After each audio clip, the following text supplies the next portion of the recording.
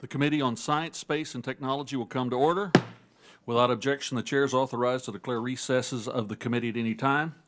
Pursuant to Committee Rule 2F and House Rule 11, the chair announces that roll call votes will be postponed until after the first votes on the floor. And I believe in consultation with the ranking member, we agree that there is an event in support of our friend Mr. Gildy. And after that, let's all immediately return. We'll vote promptly by machine and proceed aggressively. Today we meet to consider H.R. 272, the Astro Act, H.R. 6219, the Ascend Act, H.R. 7687, the NASA Streamlining Partnerships, and H.R. 4152, Space Resources Institute Act, H.R. 7630, the Anchor Act, H.R. 7686, clarifying the definition of foreign country regarding malign talent recruitment restrictions, H.R. 7073, the Next Generation Pipelines R&D Act, H.R. 7685, the Impact Act. I now recognize myself for an opening statement. Thank you all for joining us at this markup. Today we consider a range of bills that span our jurisdiction from research security to energy R&D to space. As is traditional on this committee, the bills are all bipartisan with solid support from both sides of the aisle. We'll kick things off today with a handful of bills related to our space sector. First up is H.R. 272, the Astro Act, from Space and Aeronautics Subcommittee Chairman Brian Babin and Representative Jeff Jackson. This is a common sense bill that addresses a long-standing issue at NASA regarding transportation of astronauts. Currently, the NASA administrator must approve ground transportation for each astronaut until they are cleared to drive after having flown in space.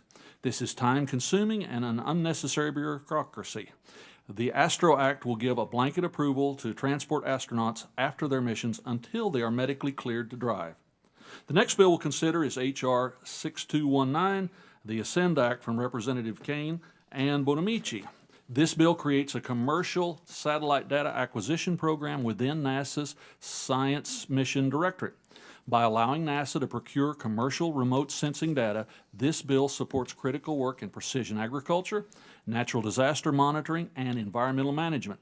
I appreciate my colleagues' work to make remote sensing at NASA more efficient. Next, we'll have H.R. 7687, the NASA Streamlining Partnerships Act, offered by my friend Representative Sorensen, Sorensen and Chairman Babin. This bill allows NASA to receive funds from other federal agencies for scientific or engineering research and education. This will strengthen our ability to conduct research by allowing commingled funds, commingling is a challenge, isn't it, for important work, including experiments on the ISS. Our final space-related bill is H.R. 4152, the Space Resources Institute Act, sponsored by Representative Carvalho. It directs NASA and the Department of Commerce to submit a report to Congress on the merits of establishing a Space Resources Institute. As we explore deeper into space, we will need to consider how best to utilize resources on the Moon, Mars, and beyond. Establishing an institute that will help us consider this important topic thoughtfully. I thank my colleagues for their work on this bill. And next we'll turn to two bills designed to improve our research security, both sponsored by Representative Garcia. The first is H.R. 7630, the Anchor Act. This bill directs the NSF to submit a plan for much-needed updates to our academic research fleet to improve cybersecurity and modernize telecom equipment. These research vessels will allow us to conduct scientific research around the globe, help us better understand our oceans, lakes, and polar regions. And to do that, we require secure digital networking and communications. This bill ensures that we are not vulnerable to cyber attacks. Our second research security bill is 7686, which updates the definition of malign foreign talent recruitment programs. By updating the definition from the CHIPS and Science Act, we'll make it easier for universities and federal research agencies to identify and address threats to our taxpayer-funded research. And I want to thank Representative Garcia for his work on both of these important bills. Finishing our agenda, we'll consider two energy bills related to American industry. I'm proud to join Representative Weber and co-sponsor H.R. 7073, the Next Generation Pipelines Research and Development Act, which invests in the R&D needed to modernize our pipeline systems. Pipelines play a critical role in delivering energy across the country. As the representative of Cushing, Oklahoma, the pipeline crossroads of the world, I would note for the record, I'm well aware of the importance of this infrastructure. Not only do pipelines carry the oil and gas and natural gas that currently fuels our economy, but they'll also be critical in transporting next generation fuels, hydrogen, carbon dioxide, and methane.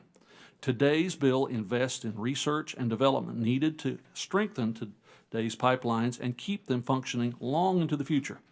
Our final bill today is H.R. 7685, the Impact Act, sponsored by Representative Miller. This bill strengthens our cement, concrete, and asphalt production while reducing greenhouse gas emissions. This sector is critical to our infrastructure, our national defense, and our economy. It's difficult to reduce emissions in this sector, but it's critical that any low emissions materials we use are just as efficient and effective as their counterparts. This legislation directs the Department of Energy to conduct the research, development, and demonstration work needed to reduce emissions in the production of cement, concrete, and asphalt. It builds on previous efforts to decrease emissions while increasing competitiveness, and I appreciate Mr. Miller's work on this bill. As I said, this will be our final bill for the day, and I want to thank all of the bill sponsors for working in a bipartisan manner to draft practical, smart legislation that addresses key needs. And I anticipate a smooth markup. I look both ways when I say that today, and I appreciate everyone in this room for working together to make this happen. And I now recognize the ranking member, Mrs. Lofgren, for her opening statement.